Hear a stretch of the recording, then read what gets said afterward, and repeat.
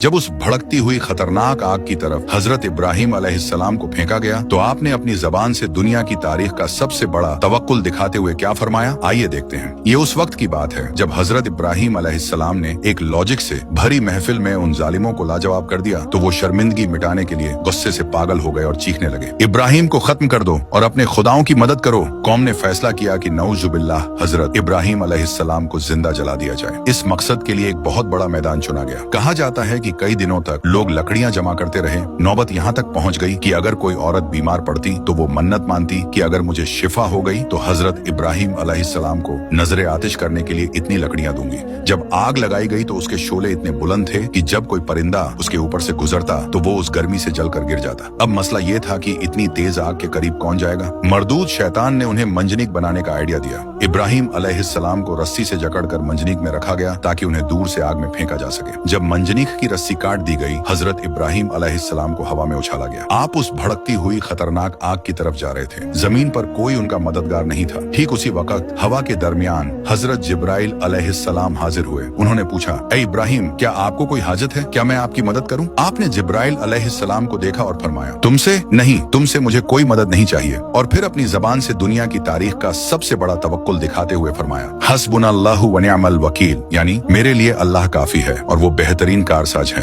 अभी इब्राहिम अलैहिस्सलाम आग की लपटों तक पहुंचे भी नहीं थे कि अल्लाह की रहमत जोश में आ गई। अल्लाह ने बराह रास्त डायरेक्ट आग को हुक्म दिया। अल्लाह ने फरमाया, कुलना या नारु कूनी बर्दन व सलामन अला इब्राहिम, यानी ए आग, इब्राहिम पर ठंडी और सलामती वाली बन जा। जैसे ही इब्राहिम अलैहिस्सलाम आग में गिरे, दुनिया ने एक हैरान कुन मंजर देखा। आग ने इब्राहिम अलैहिस्सलाम के जिस्म को छुआ तक नहीं, आग ने उनके कपड़ों को भी नहीं जलाया, सिर्फ वो रस्सियां जल गईं जिनसे उन्हें बांधा गया था।